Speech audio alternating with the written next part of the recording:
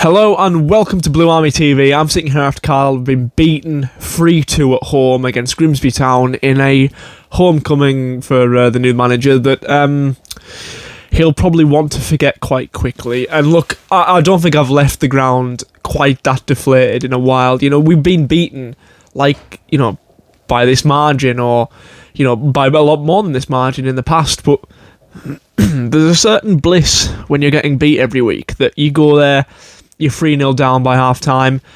There's no real jeopardy. There's no real tension or excitement. It's just, there's a kind of peace to it because, it's the hope that kills you. When you've got no hope, you know what to expect.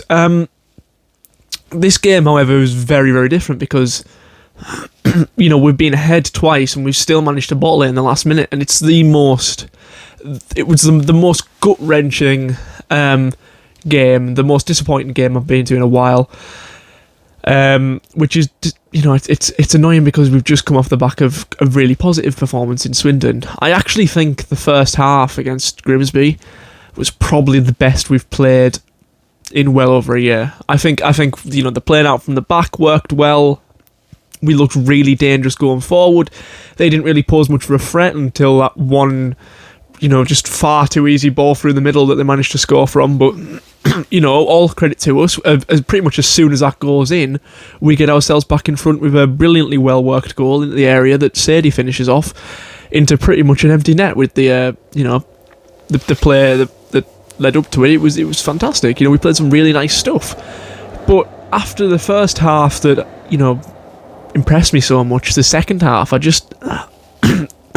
there's not really too much to say about it. It just nothing worked. I think the Grimsby manager might have changed something. I think he put he pushed a few players forward in the formation to put a little bit more pressure on the back line when they're trying to pass out, which it worked. And I think there's a lot of people to blame for this performance. I think the players themselves, yes, they maybe limited us a bit more in attack come the second half, but when you're getting into the 80th minute, and both of the Grimsby's goals in the second half came very late on, when you're getting to that point, just defend, just don't concede stupid chances, and that's what it was. It was, none of them were really massive mistakes, but hold out.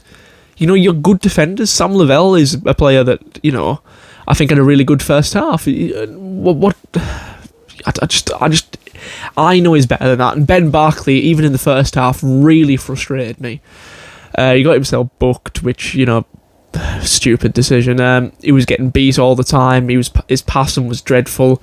And as somebody who quite likes Ben Barkley as a player and who, had played over Sam Lavelle a lot last season, that I know he's better than that, and he probably knows he's better than that. The two fullbacks, and there's a weird formation we were playing when we were just sitting back and defending. Because once we went 2-1 up, from that point on, I suppose we were good in the first half, but definitely in the second half we played with a back five, which when you've only got 4 defenders on the pitch is quite hard. We had Cameron Harper, who would shuffle back into almost the left of a back three, with Jordan Jones coming back from the front three to fill in at left back, which again, it's just not what we're trying to play. And if you are going to play with a back five, you've got a centre back in Mellish on the bench, or if you want to play Cameron Harper there, that's fine. Put Jack Ellis on and play with it. At the very least, put a defender on, because Jordan Jones isn't that, and I don't blame him for not being good defensively because he's a winger, he's an attacker. But yeah, just really frustrating. That second half, nothing worked. And I think the sort of next person down that I would blame for that is Mike Williamson. If things aren't going well, and they weren't in the second half, don't pass out from the back for passing out from the back's sake. Don't do it and then not have a plan B. Because yes, that's why we got beat today, in large parts. The way the two managers set out, we were superior. We went ahead. The Grimsby manager changed it, and we couldn't deal with that. And Williamson refused to change anything about the way he was playing. He kept trying to do the same thing. It wasn't working, and they didn't change it until very late on, until at least we went down to 2-2. Then he put Terrell Thomas and John Mellish on, which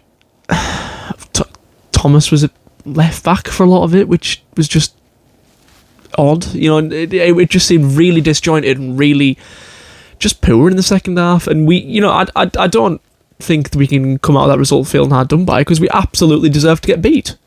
If you're gonna play like that in the second half, if we'd have put the game to bed in the first half, which I feel like we maybe should have, or at the very least not conceded, and you go into the second half 2-0 up, then it's an entirely different game. But because we've conceded a stupid chance in the first half when we're playing well, despite us being by far the best team in the first half, we've given them an opportunity and a lifeline in the game that they've taken, and my God, did they take it? 90th minute, it's just, I can't say that it was a particularly avoidable goal. I don't think there was many mistakes, but if you're sitting defending on the edge of your own box, they're going to create chances, and that's what they did. And they scored 2 decent goals, both from crosses. And and it could have been more from Grimsby. Harry Lewis made a couple of good saves in the second half. There was one that was offside. And we absolutely deserve to get beat. And I think the blame has to fall with the players and with the manager on this one, because it just wasn't a very thought out or a very well worked second half. And there was boos at full time, and absolutely right there should be. If you go ahead twice in a game, you shouldn't lose. That's just embarrassing, and that's that's how I felt today going out on the ground. Embarrassed that was my team. That's the performance my team had put out.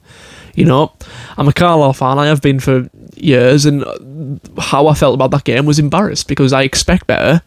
I saw better in parts, and it's just frustrating. And other teams will look at that and they'll laugh, and they'll be right to do so, because when you're in control that much, you can't just give it away like that. You can't just drop your levels by tenfold coming in the second half. And the manager said in the post-match interview that we're down to our bare bones. There's a lot of injuries in the squad, which is true, because ideally, probably neither of them centre-backs play. I think Terrell Thomas was on the bench and he came on, but I think that's mainly because he's coming back from injury that he couldn't do a full 90. Aaron Hayden, you'd argue, should probably be in the squad as well. I think they would be the ideal centre-back partnership. Plus McGeoch, who had such a big role to play in the win last week, is now injured as well, which, it's the story of his Carlisle career. But I thought Barkley was very poor. I thought Vila was very poor. I think Sadie, even in the first half, I know he scored, but it's a difficult one for me to understand, the Dominic Sardi one, because a lot of people online were saying about how good he was, but to me he just looked... That's probably his worst performance in a Carlisle shirt, I think, despite the goal. I think the goal was it's one that you'd be very disappointed if you missed it. Positioning's great and all that, I suppose, but in terms of what he's usually good at, of taking people on, doing a bit of a trick or a good pass, it just wasn't there for him today. Even in the first half when we were playing well. And then Biggins, I thought he was probably the most influential of our midfielders, and he was the first to be taken off. Yeah, it's an odd one. I think Luke Armstrong put in the effort as he usually does. Charlie Wyke, I'm not sure how I feel about him, because he didn't do the running that Luke Armstrong did, but he's not really meant to. That's not his role. He didn't really have many chances. He won quite a lot of flick-ons, so I suppose he did what he was there to do. But yeah, just really disappointing. And there's things to take out from this that are positive, and that's the first half. That we've shown that we're a team that's capable of doing that. But when you go ahead in a match, we need to start pushing on, because we're not, and we haven't done for at least a year now. Possibly a lot more than a year, where we go 1-0 up and the mentality of the players is, oh my God, we're winning, let's try and hold on to it. Even against Swindon we did that. We got quite lucky with that. We weren't on top when we scored the second goal by any stretch of the imagination. It was a chance that we managed to create and create it quite well, but, I can't say that we were really pushing on to try and extend our advantage against Swindon, and we didn't today either. Yeah, it's we're just going to have to try and move on from it. We've shown signs that we can be a good team, and Mike Williamson, I think, he's only been here for a couple of games. He hasn't really had the chance to stamp his authority too much on the team. and hopefully we can just keep on improving and keep on getting better in the way we're playing. But and as we saw in the first half today, to be completely fair, just get a few free agents in maybe, or at least get till January where we're in a okay position around mid-table, and then push on from there. I think that has to be the plan. But yeah, let me know what you think in the comments. Please like the video and subscribe to the channel, and in a bit.